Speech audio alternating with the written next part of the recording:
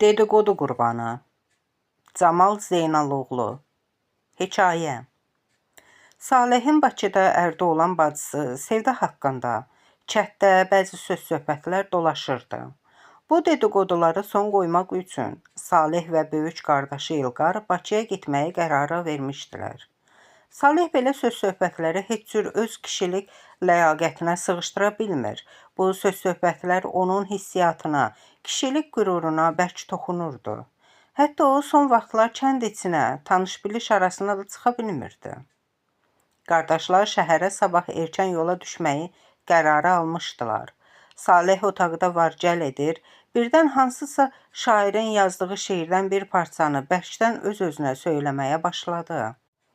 Dünya bir evdirsə, övlad işıqdır, oğul arxadırsa, qız yaraşıqdır. Sonra güldü, yenə də öz-özünə, oğul düşmən çəpəridir, bəs qız nədir, deyə düşündü. Qardaş papağını yerə soxan bacının olmağındansa heç olmamağı daha yaxşıdır, deyə Salih sabahki səfərinin əsas məqsəd və nəticəsini özlüyündə götür-qoy edirdi. O Sevda haqqında artıq kimsənin bilmədiyi bir qərarı çıxarmışdı. Hələ uşaq ikən hər Novruz bayramı ataları onlara təzə paltar alardı. Bu bir adət-ənənə idi. Novruzda ən kasıb adam belə əyninə hökmən təzə paltar alıb geyinərdi. Həmin Novruzda da Rüstəm kişi övladlarını sevindirmək üçün onlara bayram hədiyyəsi olaraq təzə paltarlar, Salehlə İlqara kostyum, Sevdaya isə qırmızı don almışdı. Rüstəm kişinin oğlanları sevindiklərindən atılıb düşürlər, ancaq Sevda atasının aldığı dona nədənsə dodaq büzürdü. Qızının bu hərəkəti Rüstəm kişinin nəzərindən yayınmamışdı. Sevda qardaşlarına nisbətən atasından daha bahalı hədiyyə gözləyirdi. Amma o başa düşə bilmirdi ki, ailənin dolanışığını övladlar deyil, valideynlər müəyyənləşdirir. Adətən övladlar valideynlərindən daha çox şeylər tələb edirlər. Onlar vardı, yoxdu, bilmirlər. Daha bilmirlər ki, ailənin bütün qayğısı, yükü ata-ananın üzərindədir. Həmin gün Rüstəm kişi qızına heç nə deməmişdi. Sadəcə qızının hərəkətini görməməzlikdən gəlmişdi. Salehlə İlqar təzə kostyumlara görə sevinclə atalarının üstünə atılıb, onu öpüşlərə qərq etmişdilər. Sevda isə dona görə atasına heç quruca bir sağ ol da deməyərək sakitcə öz otağına getmişdi. Bacısının bu hərəkəti Salehə yamanca yer eləmişdi. Sevdanın hərəkətindən atasına mütəssir olduğunu görən Saleh, cəld bacısının otağına girərək onun üstünə qışqırıb, "Qudurmuş, bu nə hərəkətdir, atama qarşı edirsən," dedi. "Nə etmişəm ki?" Sevda özünü o yerə qoymadı. "Elə bilirsən, atam sənin hərəkətini sezmədi? Bəs sənə aldığı paltara görə atama niyə heç olmasa bir sağ ol da demədin?" Saleh daha da coşdu. "Don xoşuma gəlmədi." Sevdanın dili yenə dinc durmadı. "Bunu atma hökmə hiss etdirməliydin? Görmədinmi sənin hərəkətindən kişinin əhvalı necə dəyişdi?" "Yaxşı, indi mən nə etməliyəm?" Sevda soruşdu. "Necə yəni nə etməlisən? Əlbəttə dərhal gedib atamdan üzr istəyib könlünü almalısan." Saleh öyüd verirmiş kimi tərzdə dilləndi. Salehin bu təkidindən sonra Sevda gedib atasının könlünü alaraq ondan üzr istədi və etdiyi hərəkətə görə peşman olduğunu bildirdi. Bir dəfə də məktəbdə yuxarı sinif şagirdləri Sevdaya söz atmışdılar. Bunu eşidən Saleh qardaşı İlqarla həmin uşaqları yaxşıca əzişdirmişdilər. Yeni ilə 3-4 gün qalırdı. Qardaşlar Saleh və İlqar dekabrın sonlarında Bakı şəhərinə getməli oldular.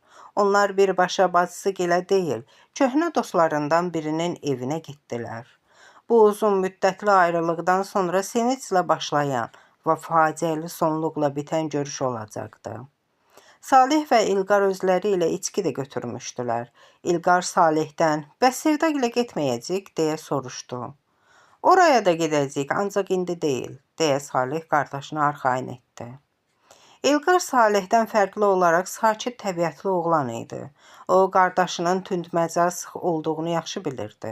Ona görə də Salehin əlindən xəta çıxa biləcəyini zənn edən İlqar, qardaşını tək buraxmaq istəmirdi.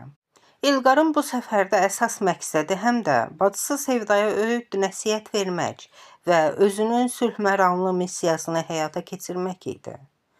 Saleh dostu gilə gələndə kürəkənini iş yerinə zəng vurub bildirdi ki, axşam filan ünvanda onu gözləyəcək.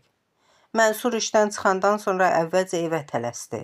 O Sevdaya qardaşının Bakıya gəldiyini xəbər verdi. Yoldaşının halının dərhal necə dəyişdiyi də Mənsurun gözündən yayınmadı. Onlar dostu gilə düşüblər, məni də oraya çağırıblar, deyə Mənsur Sevdaya ora gedəcəyini bildirdi. Sevda isə, yox, sən oraya getmə, deyə onun şəhərə təşrif buyuran qardaşlarının yanına getməsinə qəti etiraz etdi. Seva, sən nə danışdığını bilirsən heç? Necə yanı getmə?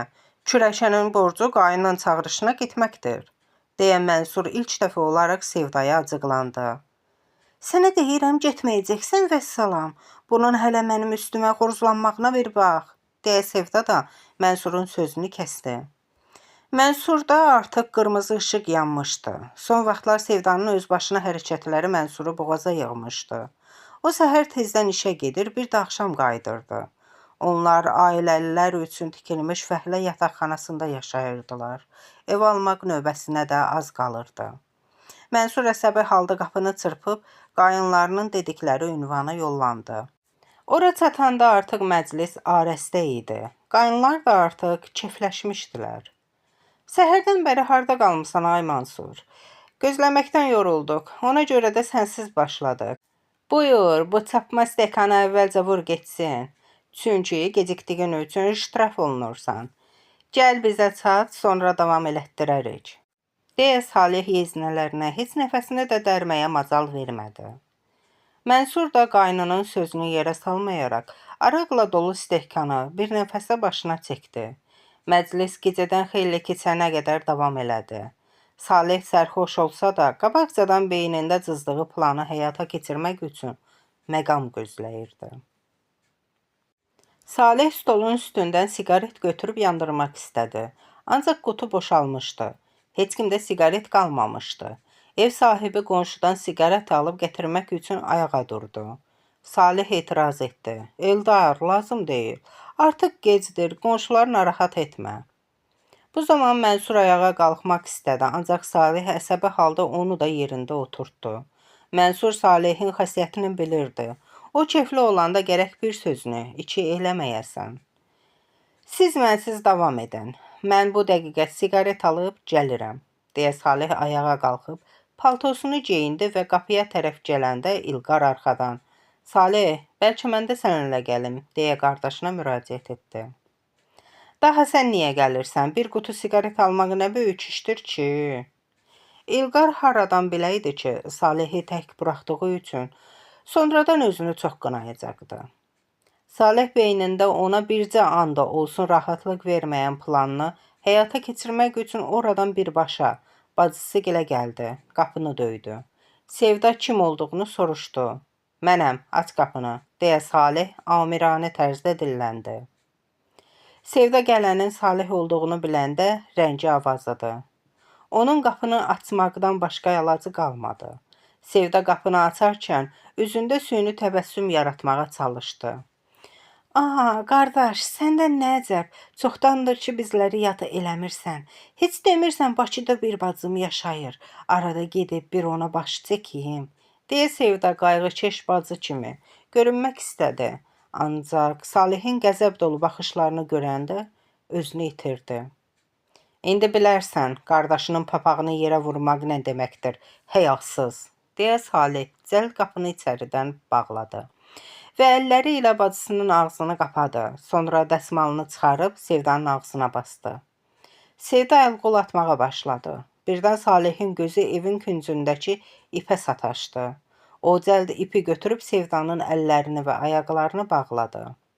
Bu tamaşanın hansı sonluqla bitəcəyini özlüyündə başa düşən Sevda qardaşına onu öldürməməsi üçün baxışları ilə yalvarmağa başladı.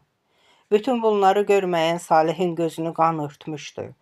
O, özü ilə gətirdiyi bıçağı çıxarıb, "Sən bizim namusumuzu iki paralıq etmisən.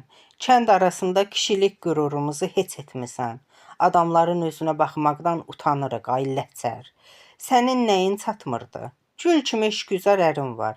Niyə onun papağını yerə çırpmısan? Mən səni uşaqlıqdan yaxşı tanıyıram. Həmişə naşükür olmusan, azaqani olmamısan.